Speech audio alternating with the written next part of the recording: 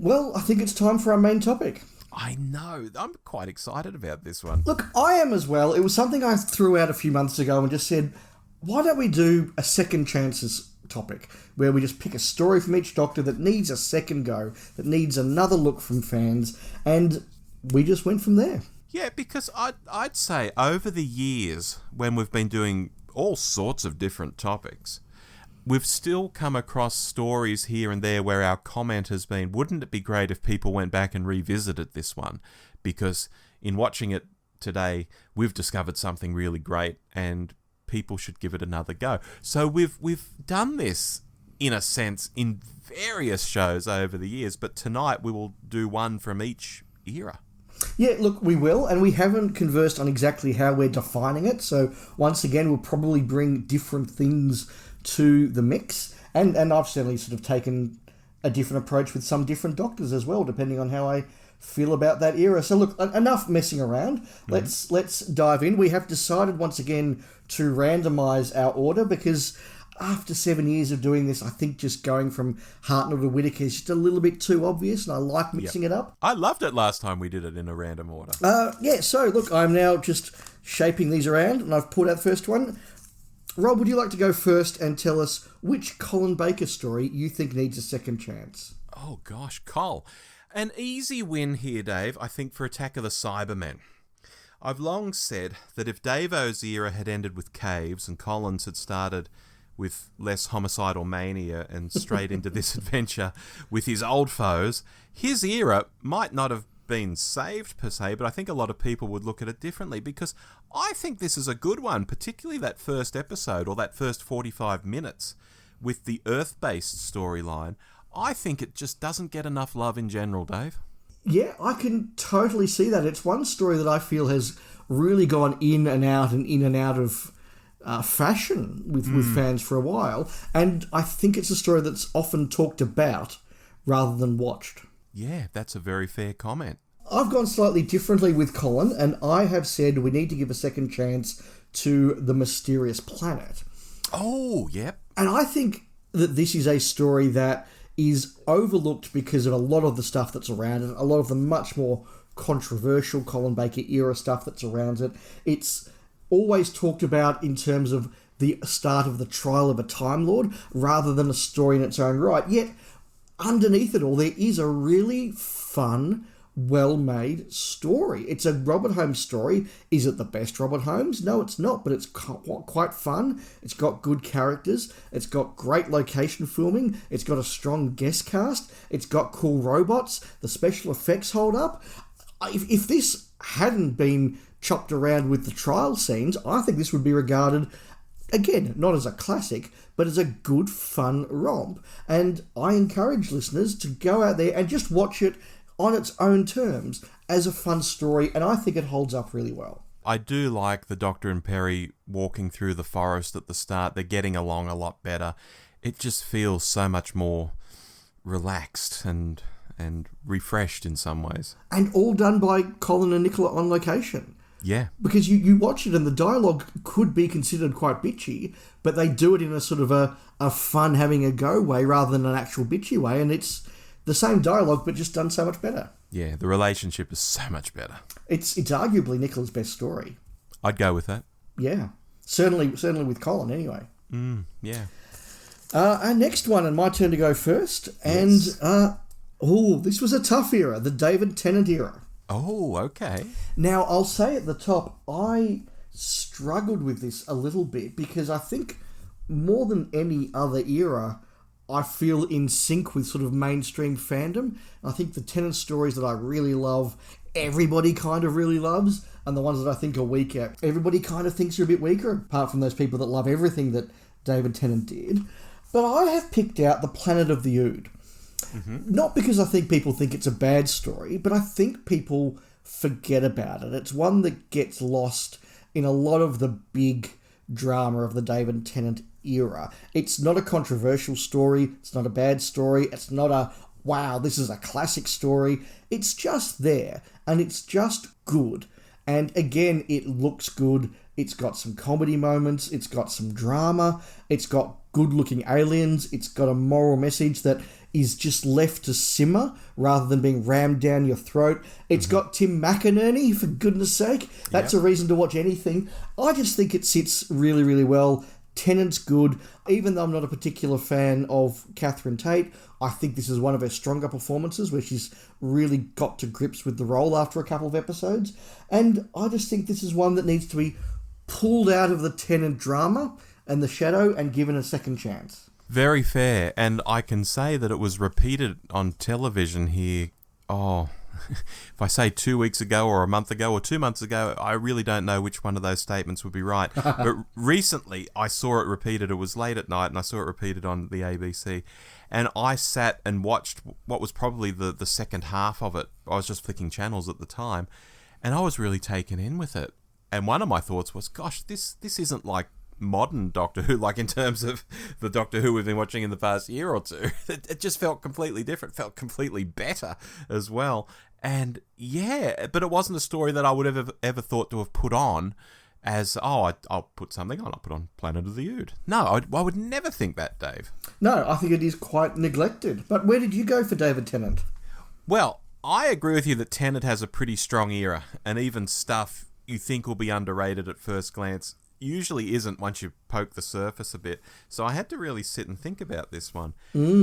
I think it's got to be The Next Doctor, which is the 2008 Christmas special. Oh, I love it. Keep going. Yeah, because I think this had an interesting premise with this guy convinced he's the Doctor. The mid-1800s setting was a winner for me. I thought that looked really cool. And I think the Cyber King concept is just bonkers. But bonkers is what you do at Christmas, you know. Maybe it's just the time of year, Dave, because we're coming up to Christmas, but I'm really sold on The Next Doctor. That's one that I don't see a lot of people talking about anymore. It's a story that I think went down in people's estimation because it wasn't what they expected. I think when you call a story The Next Doctor and cast David Morrissey, you expect something that's... I don't know what people expected, but it wasn't what they got. And the ending is bonkers, and that, you know, doesn't always work for people. So yeah, I think that you're right. A strong story has been a bit neglected there. Yeah, so I couldn't go past it. Excellent. Well, I will reach into my pile of doctors, and Rob, lead us off with a Troughton. Oh gosh, Pat's era has been picked over and analysed so much as the decades have gone by. And we've got some stories back in that time, and others have been animated. And when I looked at the list, it's truly hard, truly hard to find something that can be called underrated. There's stuff that's not good, but it's not stuff that I can go into bat for, per se. Like, I don't know, The Underwater Menace or something like that. So I'm left with either The Space Pirates or The Wheel in Space. And I think I'll go with Wheel. Because although people point out issues with it based on listening to it and looking at stills, I think if the 4 missing episodes came back, there would be more of a turnaround. Not a complete turnaround, I want to say, but I think there's more to this than people give it credit for when they're consuming it in such substandard ways. Yeah, I just think there's more to it, Dave. So, I don't know, we'd have to maybe get those episodes back for my dream to fully come to reality, but I think people would like Wheel in Space more if they could see it. I think so too. I think if we had episode 1 with the servo robot on the Silver Carrier, if we had episodes 4 and 5 where the Cybermen are taking over the wheel, I think it would be much better regarded. I have listened to this, and every time I listen to it, I do appreciate that it's better than its reputation. So I think that's a good pull. Thank you. I went in a different direction, and I picked the Crotons. Okay. And this is a story that does, I think, have a bad reputation, and in a number of ways for justifiable reasons. It is a rush production. It, of course, was thrown together after Prison in Space was vetoed by the director, appropriately so. Yes. But this, to me, was one of my first introductions to Troughton, when this and The Mind Robber were repeated on the ABC in 1986, and I think it's a good adventure. Is it a Troughton Monster Era classic? No. But the Crotons are an interesting concept. You've got the Dr. Jamie and Zoe, and they're always interesting to look at. You've got a number of good characters there with the Gonds, and I just think that Yep, it's got some weak moments, but have another look at this because there's a lot going for it. It's a proto-Robert Holmes story, and you can see a few of the things that he's doing there. Elik is a very Robert Holmes type character. Yeah, give it another go. Yeah, I was sitting back listening to you there, and I thought, yeah, maybe I should go and put the Crotons on later tonight. Yeah, look, I haven't watched the Crotons for a very long time, but when I did recently, I thought, this has got more going for it than I remembered. For sure. Our next one is Tom. Oh, gosh. You're first on this one, I think. I am first on this one, and I'm going to just dive in and say I'm picking the Android Invasion. I think this is a cracker of a story, and I think that it's neglected not because it's necessarily bad, but because it is an unusual Hinchcliffe story. It does feel like an early Tom, or even a Pertwee in the middle of the Hinchcliffe era. It's not as dark as that, so it does stand out. I think every fan knows that, the eye patch doesn't really work, and I can't believe he didn't look under the eye patch for... Yeah, okay, we get it, everybody. We get the eye patch is a bit lame if you watch it again and again and again.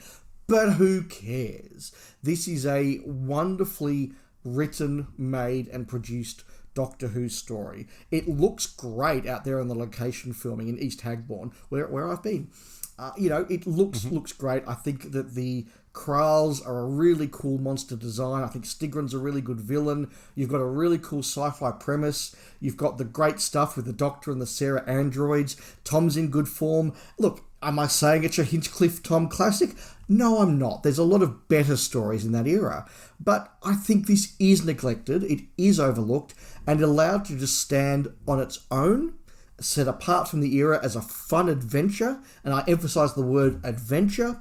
I think it is worthy of a second look.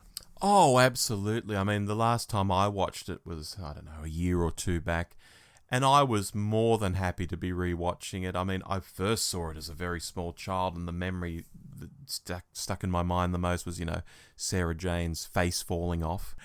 And that moment is still really cool, even if the android underneath looks a bit rubbish. Yeah, it is fun. It is absolutely serviceable, actually better than serviceable Doctor Who. It's great. It's one of those bottles of wine that you think's a bit cheap and going to be a bit ordinary, but you have the first swig and you go, this is going to be very easy to drink. Yeah, exactly. 7 seasons of Tom. What do you think needs a second chance, Rob? I thought we were going to snap, and you'll see why in a moment, but we didn't snap. I've picked a story here that's interesting insofar as I know people who are wildly passionate for this story. So I know it's not some hated thing that no one but some truly mad person will go into bat for. But broadly, I don't feel it gets as much love still today as it should. And anyone who sticks with it, I guarantee, will have a rollicking, swashbuckling time. Any guesses, Dave? Is it the Androids of Tara? It is! The swashbuckling kind of gave it away. Yeah, and that's why I thought we were going to snap when you said Android. And I thought, oh no, he's going to say Androids of Tara, but you said Android Invasion.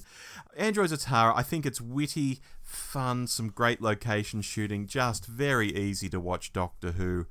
And it just still doesn't grab as many people as I think it should.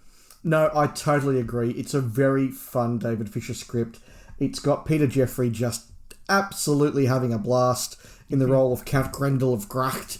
And, what's not to love? Yeah. And you've been to both locations for our 4th Doctor picks.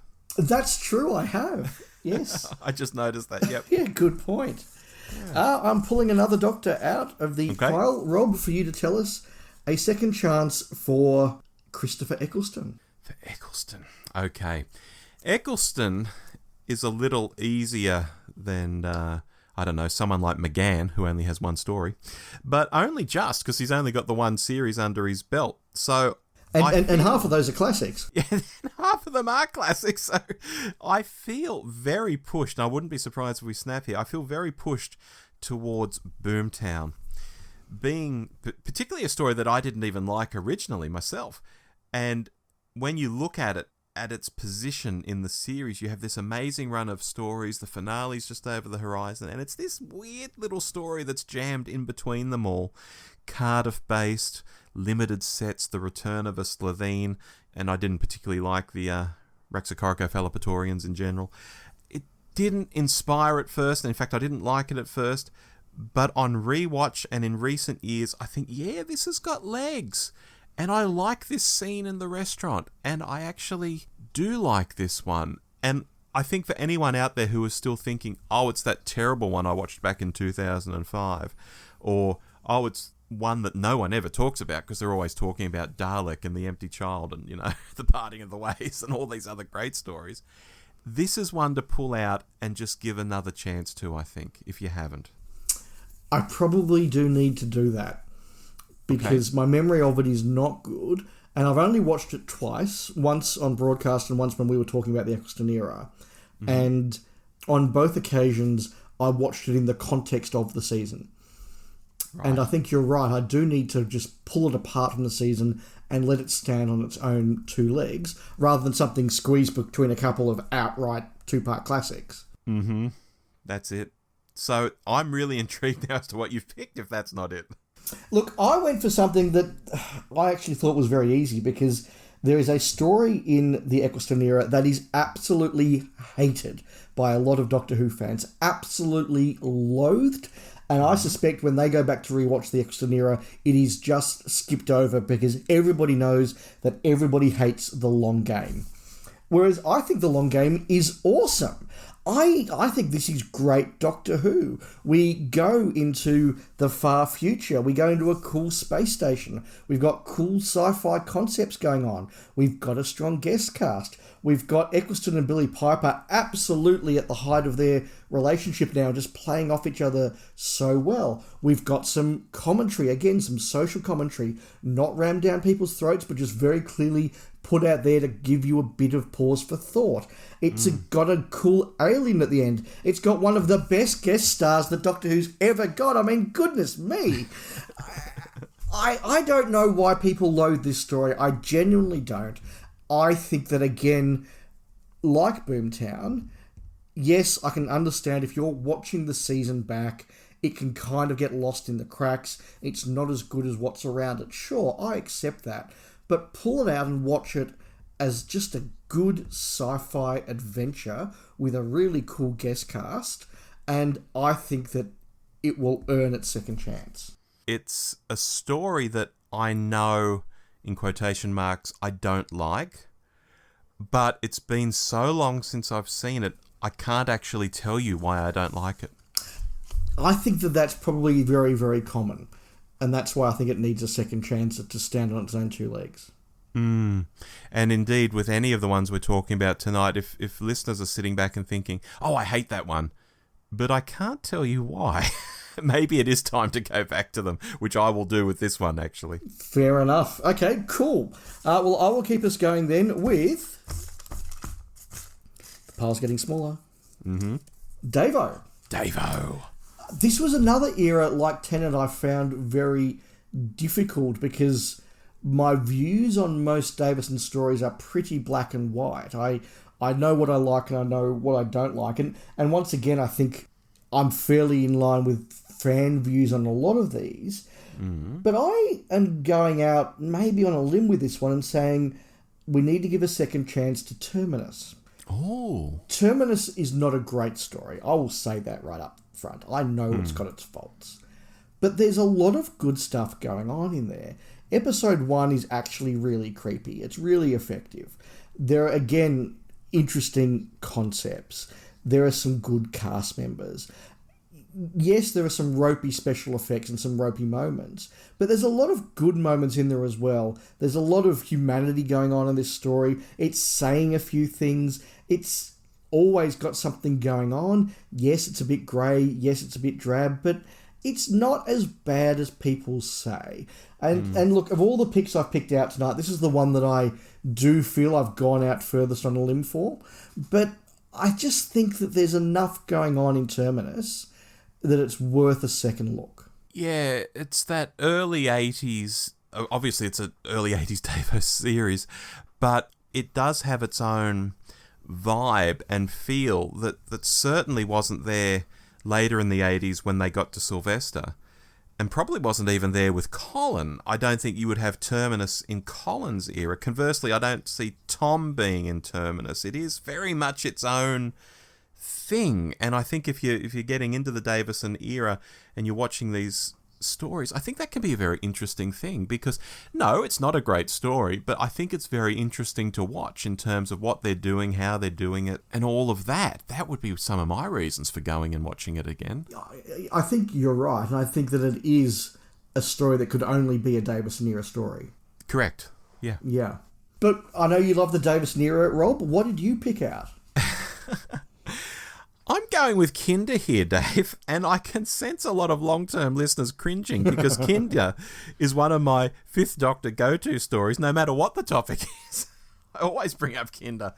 But I think it fits, because people talk Fifth Doctor as caves and enlightenment, and certainly Earthshock, maybe the Black Guardian trilogy, all these other stories. Kinder always seems to coast a little under many radars. But I do think it's fabulous. That's why I talk about it all the time, albeit, it's a studio-bound story. Yes, I get all of that. But it's a great outing for Davo and friends. And so, although it might be an obvious one, and although it might not be the most odd pick I could have, I still think it's valid. I still think not enough people know how good Kinder is. I feel like Kinder is either absolutely loved or forgotten. There you go. And I think those that love it passionately, want everybody to know that they love it. That it's like being in a club. You've got Kinder and Yes. you love it. And you need to make sure everyone else in the club knows that you're part of the club. But you're right, it does sort of get scattered over. So I totally see where you're coming from. It's a really good story. It's a fantastic story. And I'll just sort of say, and I'm not doing this for most other eras, but Mordred Undead was the other one that I was really tossing around. And in the end, I thought it's better regarded than Terminus, so it doesn't need the second chance as much. I would agree with that, for sure. You'll keep us going then, Rob, with, and I'm just turning away so I don't see, Capaldi. Capaldi, oh gosh. Dave, easily for Capaldi, The Eaters of Light. I was anticipating this one so hard because of Rona Munro of Survival fame, coming back to the series, and she's still the only person to have written for classic and modern Doctor Who. And the setting was great. I think the story was solid, albeit it didn't set the world on fire. And the fan reaction was, well, a damp sort of fart, really. No one talks about this one, Dave, and I think it's high time people went back and gave it a look. Eaters of Light. I'm really glad you picked that one. I think the only reason I didn't is because I forget how much people hate it, because I just can't stand people hating it, because I love it so very, very, very much. Right. There you go. So that's a really good pull, and one that I easily could have had. I fully endorsed that. I gave Eaters of Light a 10 out of 10 when we reviewed it. I still think it's fantastic. It's not where I went, though. I went for a earlier Capaldi story that I think was dismissed by a lot of people at the time and has since been forgotten. But I think we need to give a second chance to Robot of Sherwood. Okay. Yep. I think that this was coming out at a time where a lot of people weren't quite sure what the Capaldi Doctor was. I think he had a very uncertain start in his first episode. I think that Into the Dalek, he's just a prick. He's just an unlikable, badly written prick. And a lot of people were not quite sure about Capaldi. You then go into Robot of Sherwood, and because of where we'd come from, I think that the Capaldi again came over as a bit callous, a bit of a prick, a bit of a bastard. Whereas I think if you watch it now, separated from that, just again on its own, you actually see that this is the Capaldi we're going to come to love. It's the Capaldi who's a bit prickly, but it's actually in a really fun way. The way that he interacts with all of the people in Nottingham, in Sherwood Forest, is just really, really fun. It's really, really grumpy. It's I think, Tom Baker-ish. I think that this was the first time I thought, this guy isn't doing Pertwee or Troughton, he's doing Tom. And again, it's brilliantly shot. I think it's a fun story. And I think that, yeah, look, I understand that if you're watching the Capaldi era in order, Robot of Sherwood maybe doesn't quite work, but I think as a standalone, give it its own chance. Yeah, I'm not sure Tom would have got away with giving Robin Hood the finger. But different times. different times. But yeah, look, on first watch, I didn't particularly like Robot of Sherwood. I had a lot of issues with it. I mean, one of them is still there, and that's the firing the arrow at the ship at the end. It's like, oh no, could we have had a better sort of resolution to this? Yeah, but welcome to most of New Who. Yeah, well, exactly. But other aspects of it on rewatch, and that rewatch was a year or two after the event, I felt a lot better about it. And I think if I watched it now, I might bloody love it. You know, aside from that arrow thing at the end, I might bloody love it. Because, yes, once you know where Capaldi's heading and once you know how it fits into things, yes, I can see that very much. And just to pull out something that I think is emerging as a bit of a theme here, and it's really highlighted by this one, but it is in a number of the stories we've picked, is that they don't often have the strongest of endings. But what we're saying is, like, when you know that the bad ending's coming, that's fine. You can kind of factor that into your expectations and then just enjoy the ride. Very much so. Another Doctor for you, Rob? Yes. Let's go to McCoy. Sylve is a difficult era because there's a lot of stories I really like in season 25 and 26, and I think broadly they're quite popular as well. So I find myself drawn back towards his first season, and I think the underrated stories in the first season are probably his first two. Now, of those, there's no way in hell I'm going to suggest Time and the Rani is a diamond in the rough. So, Paradise Towers it is, Dave. I think there's enough in it, and it does get overlooked, particularly when people look at the next two seasons and talk about Remembrance of the Daleks and The Greatest Show in the Galaxy and The Curse of Fenric and all of that stuff. I think it does get overlooked. I think it's worth a revisit. I think there's some fun stuff in there. The cleaning robots are a bit hammy and don't move fast enough. You know, Richard Pryor's overacting. We can take that, you know, one way or the other.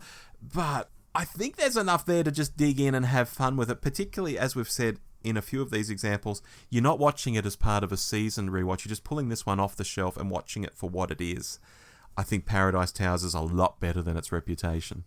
I think the script of Paradise Towers is fantastic. Mm-hmm. I think that the costume design is really strong. I think the set design is really strong. I think that the cast is exceptionally talented. I just don't think any of those fantastic things are all in the same story. Or none of them seem to be in tune with each other. And that's probably why I think it doesn't quite work. But you're right. If you just sit there and go, okay, I know that there's a little bit of a directorial mess in this, but the script is really good, and focus on that, there's a lot to recommend Paradise Towers. Yeah, I think so. I went to the other end of the era, though. Oh, this will be interesting. And I've picked Battlefield. Yeah, I can see why you've done that. Yep. I think that if Battlefield had been in season 25, 24, 23, 22, it would be seen as the greatest story of that season. Maybe it would be beaten by Remembrance. I'll give Remembrance that one. Oh, if it was in 24, Dave, I mean, it doesn't fit with 24, well, I'll say that up front, but if it was in 24, it'd blow everything away in 24. Look, it absolutely would, and in a number of other seasons as well. It is, however, in season 26, which is just sort of banger after banger, and I think it does have the reputation as, that's the weak one from season 26. Just sort of, you know, pat it on the head and send it to bed, and we'll go and play with the Curse of Fenric. You know, it's It's neglected, and it needs to be given a bit more love because it is spectacular. It is a wonderful romp. It is a wonderful adventure. The idea of, you know, Doctor Who doing King Arthur and the Knights of the Round Table is just a fantastic idea. It's done well. It's got Lethbridge Stewart in it. It's got that Cartmel era sort of social commentary and the stuff about nuclear war. I mean, that monologue that McCoy gives, and you know that I think neither of us are big fans of big wanky monologues in Doctor Who, Rob, but the monologue that McCoy gives about nuclear war, I think actually does go beyond being a wanky speech and is properly powerful, particularly when it's played against Jean Marsh, who is just exceptional.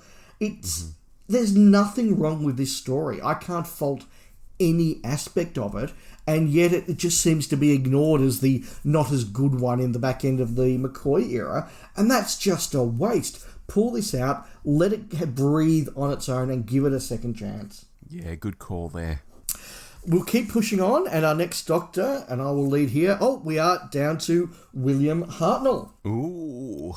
Now I'm really intrigued about this one. Yeah, tough for me because I just sort of love the Hartnell era with, only one exception, and I'm obviously not going to recommend that.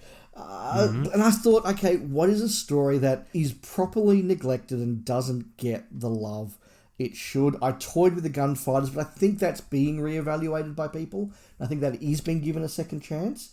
So I've gone with a really neglected story, and that is the Sensorites. Okay. I agree this is a weaker story, perhaps the weakest story of the first season, but let it stand on its own, because you have got a story that builds and builds and gets better and better as it goes along. Yes, I get that it's very slow in the start. I acknowledge part one, whilst an interesting premise, is the kind of thing that we used to think the Hartnell era was. Just a very dull, people walking around a couple of dull sets for an entire episode until things kick off in part two. That is actually a fair criticism of the Sensorites. But as we go down, we get down to a world that has got proper aliens who all have different characters, who all have different perspectives. It's the sort of world building we absolutely praise everywhere else in Doctor Who. The design is different. Again, it is 60s Doctor Who trying to be different. The companions are under threat. The Doctor is now the moral centre of the show, and this is the first time in Doctor Who's history where the Doctor is told by the Chief Sensorite, look, you've done what we asked, you're free to go. And he says, no, I'm going to stay and help because that's what I do. It's the first time that happens in the show's history. It's very important. We then start to work out what's going on. Who is poisoning the Sensorites? Why are they doing it? And it all comes together, and I think there's actually a number of really good threads that by episode 4 is really just belting along. I think it deserves a second chance, and that you do need to push past the first episode to really appreciate it. Yeah, and I would have recently watched this, I think, for something we were doing here on the podcast. So it's in the last year or two, I think we would have watched this, Dave, both of us. We did do a season 1 deep dive, I reckon, last year. Yeah, it would have been last year. And at the time, I thought the plot really hangs together well and makes sense. I mean, we've just had Jodie's farewell where the plot didn't make any sense at all. Here, the plot makes sense. You can understand the motivations because different Sensorites do have different personalities and all of that. They're not just this homogenous alien race, which alien races often get written as like, oh, they all think the same. It's like, that's pretty unrealistic. No, Yeah. they're all really different. And the way, I'm trying not to spoil people, but the way one of them gets caught out towards the end is obvious, but it's part of the story. It makes sense. It hangs together. Yeah, so, yeah, the first episode is a bit ropey, but good call on the whole there, Dave, I think. And where did you go with my favourite era? Well, Dave, you and I guested on All of Time and Space, that podcast, recently when they did the War Machines. And that's going to be my pick here because doing that episode opened me up to the idea that while I love the story and always have for the 60s location work, the introduction of Ben and Polly, Votan mimicking what the internet would be, there's this fan wisdom around, oh, that's the one where Dodo leaves in a stupid way and it's Hartnell at the end of his run and he's clapped out and, you know, the War Machines are a bit crap. And that seems to drag this story down for many people, whether they've watched it at least once or whether they've watched it a few times and still think that, or whether it's just received fan wisdom that they've heard and they think, well, I don't want to watch that show. That sounds a bit naff. I've come to realise that the War Machines isn't as well loved as I love it. And so I want to throw that into the mix and say, if you've not seen the War Machines, please go and buy a copy on DVD and watch it. It's great. I agree, it is great. I think another disadvantage that the War Machines have is that those people who, like me, are passionate fans of the Hartnell era don't latch on to it because it actually is quite unusual in the Hartnell era. So if you're selling the Hartnell era, you talk about the historicals and the Daleks and the weird alien races and all of those big things that they did, whereas this is a very normal, it's actually a very conventional, not at the time, it was almost unique and unusual at the time, but it now seems a very conventional story. So it's not one that Hartnell fans go, check out how good the Hartnell era is, check out the War Machines, because it's not typical of the Hartnell era. Yeah, not indicative at all. No, it's not. So I think it does get neglected even by fans of the era. So, yeah, really good call there. Thank We you. have 3 doctors left, Rob. We haven't snapped yet. Let's see if we do. But can you please tell us, Rob, Yes. which Pertwee story deserves a second chance? A tricky one, Dave. I'm going to plump for the Time Monster because I think this one has some issues, but it does get whacked with received fan wisdom a bit more than is justified. I think there's plenty in this one, whether the unit scenes or the Doctor telling the extended story about the Hermit back on Gallifrey and the Daisiest Daisy. There's some really good Doctor Who of its era in here, but I think some might be scared off from ever trying it at all. Even, they've never seen it and they just hear all this received fan wisdom. Oh, that's the terrible one. So I'm using it as my pick here to say, try it. Don't be scared. The Time Monster isn't all bad.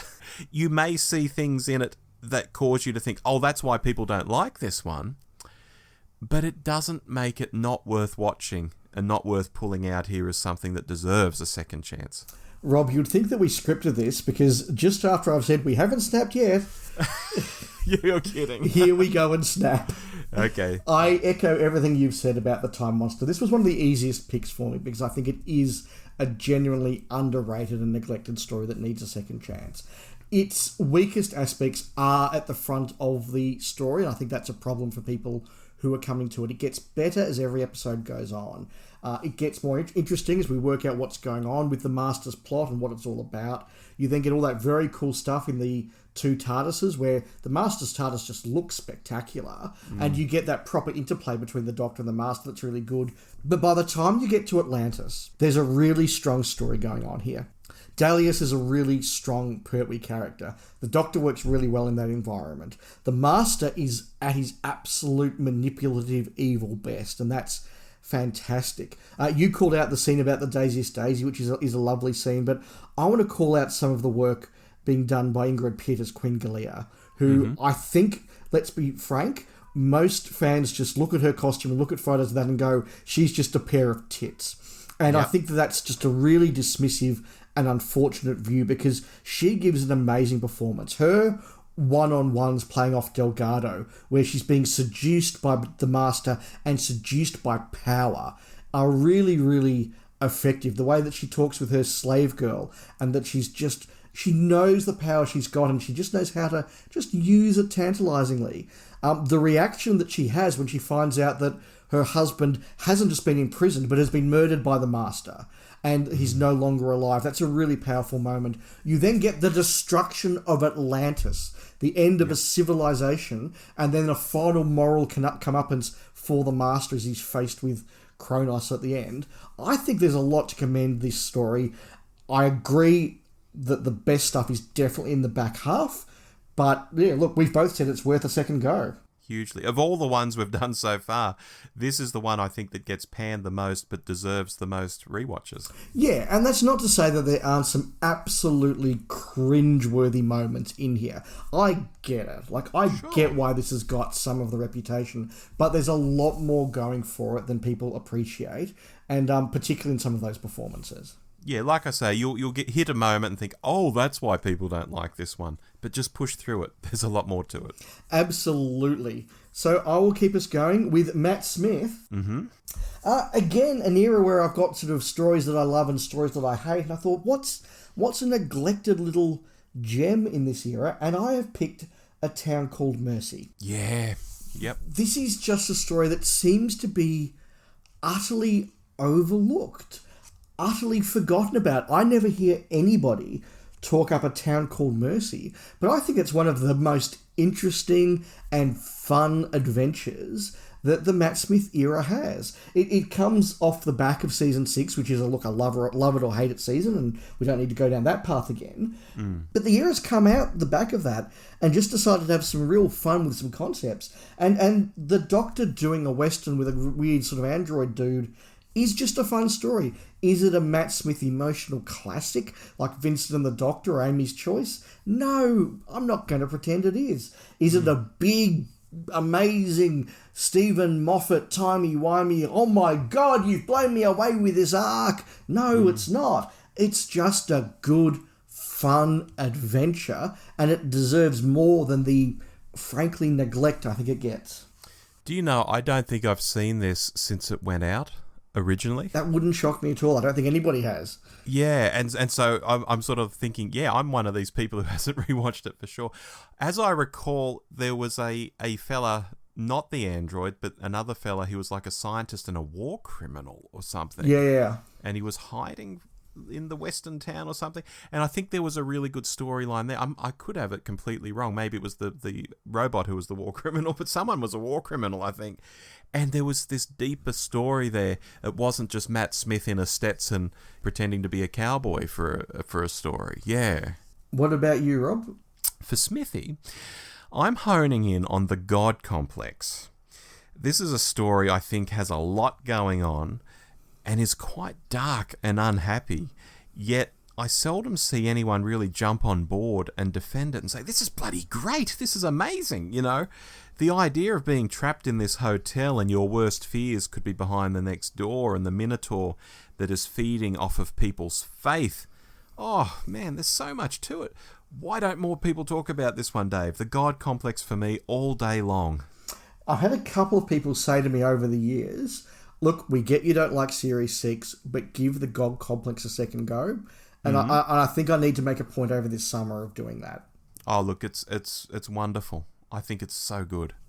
No, fair enough. I must admit I don't have any strong memories of it, so I think it does, need a second chance. Yeah, interesting. My Smith is one that you can't remember. Your Smith is one I can't remember. Yeah, that's well, not very well true. anyway. Rob, look, we have randomised the order of the doctors by pulling them out of a hat, and yet we still have Whittaker last, so that's just how probability goes. Lead us off one more time, please. What Jodie Whittaker story do you think needs a second chance? Well, for Whittaker, I'm a bit torn, Dave, but I think it might be Nikola Tesla's Night of Terror. A story which at the time didn't even grab me. And it's not a Jodie story you hear a lot of people reference, but when I think back on it, the bloke playing Tesla was very good. The costumes and the locations looked incredible for Doctor Who. And I think there was a good, fun, historical romp lurking in there, which gets overlooked quite a lot for whatever reason. You know, I won't go into the psychology of why people weren't enjoying this particular series. But I think it might be Nikola Tesla's Night of Terror. Yeah, I'll go with that. I like that pick because I think you're right. The Jodie Whittaker era is quite recent, and so a lot of the hot takes are still warm. And there's a lot in that series that was either instant classic, instant turkey, or this is controversial. Yeah. And mixed in all of that was, I agree, just a good solid adventure. And I'm sitting here thinking, I remember that being okay, not great. I'm going, well, what was wrong with it? Nothing. Yeah. So, good pull. I've gone in a slightly different direction with the 13th Doctor, and I've picked the Ghost Monument. And that is because of something we discussed a few episodes ago about Chris Chibnall and the fact that we all went into his era thinking there was going to be some sort of master plan or arc or development, or that crumbs and bread trails would be left for us to pick up as the year went on. And we since learned from the mouth of the man himself that none of that was happening. If you saw a breadcrumb, it wasn't a trail, someone had just dropped a sandwich. So I go back to the Ghost Monument knowing that and take it for what it was meant to be, and I think it stands up a lot better than it did at the time. Number one, it is lavishly filmed. And I do remember when we did our hot take, the one thing we both agreed on with this story was, wow, this new camera work they're doing and this new technology they have is paying off. The location footage is just magnificent. So I think it holds up there.